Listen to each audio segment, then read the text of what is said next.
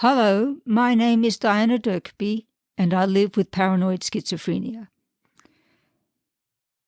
Today we're going to discuss socializing while living with paranoia. The soundbite that we heard at the beginning was the pianist Glenn Gould playing Bach's Chromatic Fantasia in D minor. A little music to get us going. Today, I discuss how I cope with going out and mixing with people when I struggle with paranoia. Paranoia is a predominant symptom of the schizophrenia with which I live. As I did in another podcast, I decided to check out AI. I won't make this a habit, but I want to do it occasionally. It looks like AI is here to stay. More and more people will use it, so it's good to look to see how accurate it is in your experience. In particular, I asked Google's AI program, Bard, for advice on socializing while paranoid. Bard gave some excellent general suggestions, but, as I found when we last discussed Bard, they are a bit too broad to usefully apply to someone with severe paranoia that may be influenced by events that are unique to them. Also, Bard's advice is too optimistic and doesn't allow for the failure of one of its suggestions. Still, it doesn't hurt to check it out and milk it for valuable tips. What works for me may not work for you. Therefore, before getting to more personal remarks, I want to give Bard some credit for tips to try by summarizing its advice about socializing when you feel paranoid. I have done some editing for clarity. So here goes Bard. Socializing when you are paranoid can be challenging. The following may help. Start small. If you feel overwhelmed, avoid being a total social recluse and then trying to attend a big party overnight. Start by socializing with one or two people you trust and feel comfortable around. Be honest with your friends and family about how you are feeling. They can offer support and understanding, and they can help you to set realistic goals for yourself. Challenge negative thoughts. When you start to feel paranoid, ask yourself if there is any evidence to support your fears. If not, try to replace your negative thoughts with more positive ones. Take care of yourself. Ensure you get enough sleep, eat healthy foods, and exercise regularly. These things can help to improve your mood and reduce stress levels, which can make it easier to socialize. Seek professional help if needed.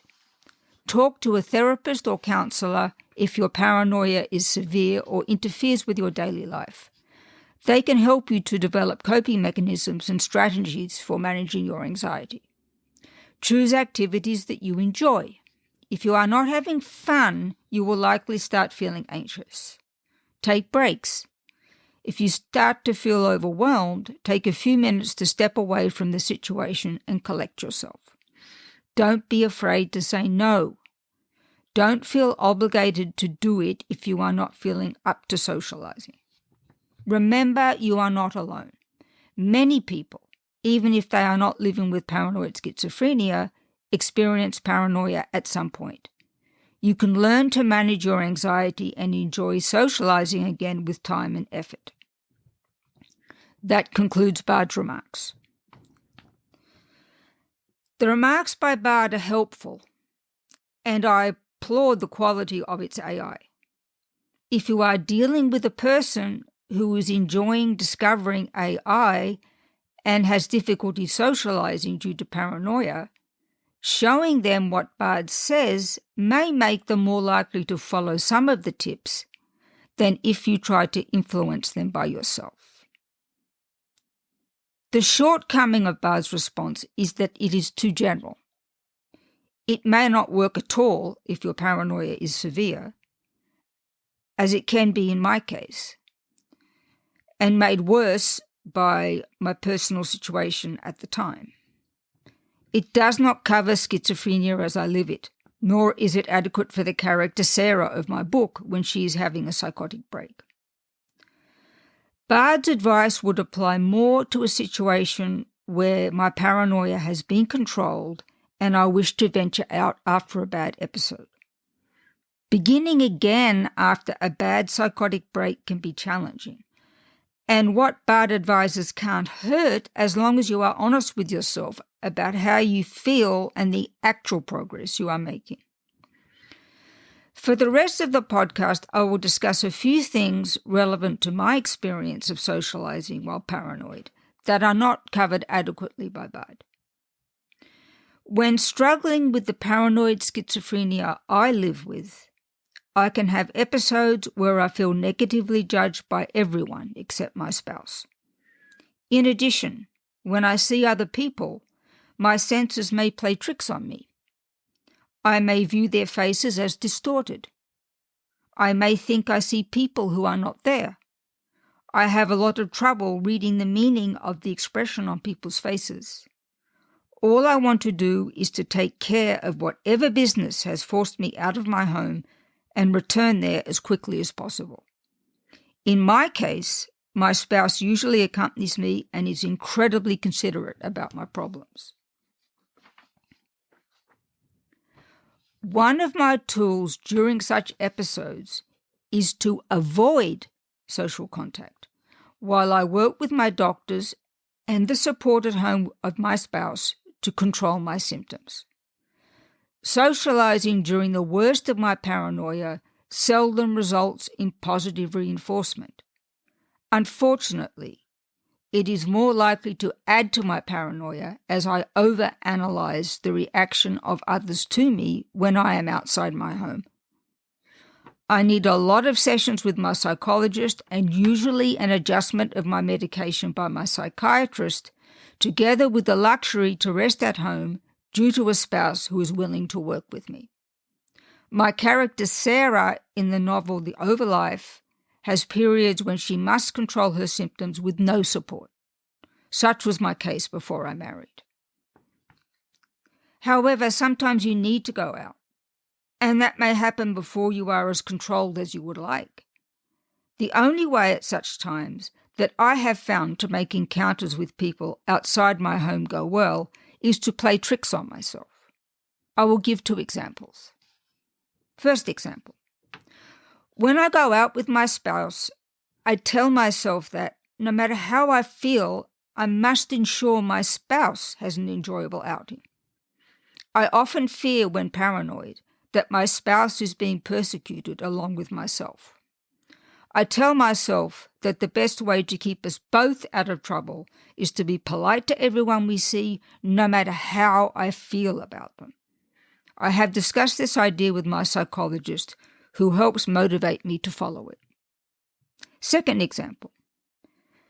Executing the simple example above can be challenging. So I tell myself it all boils down to staying polite and avoiding trouble. What is politeness?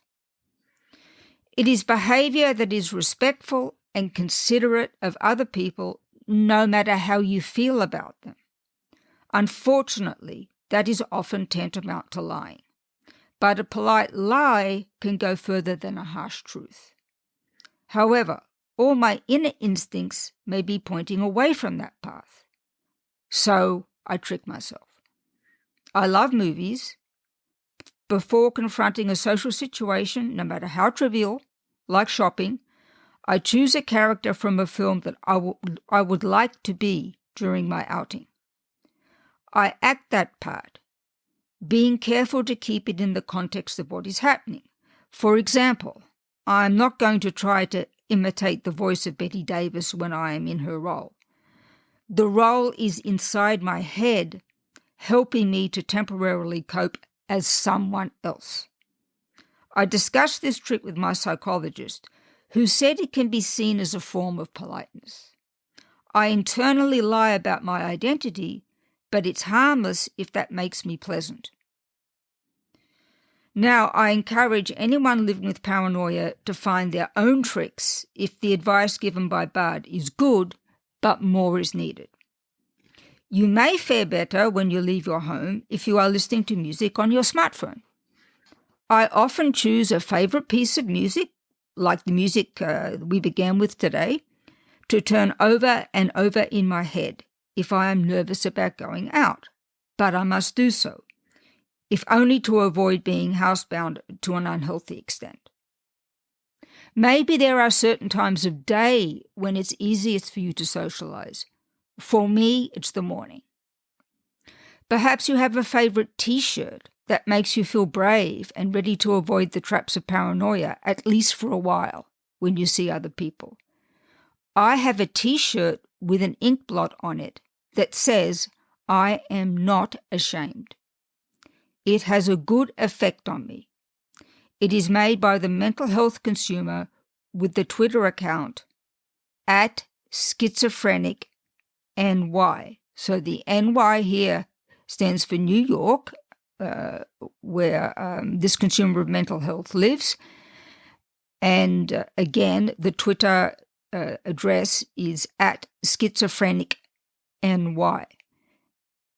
She has a great website where she sells her gear, and that's schizophrenic.nyc. Again, the NYC is for New York City. You should check it out. You'll see she also has a great sense of humor.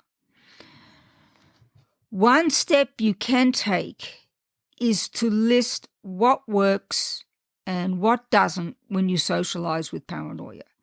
You may find that some of the suggestions by Bard are great ideas you hadn't had before. I wager that you will need more weapons that are personal.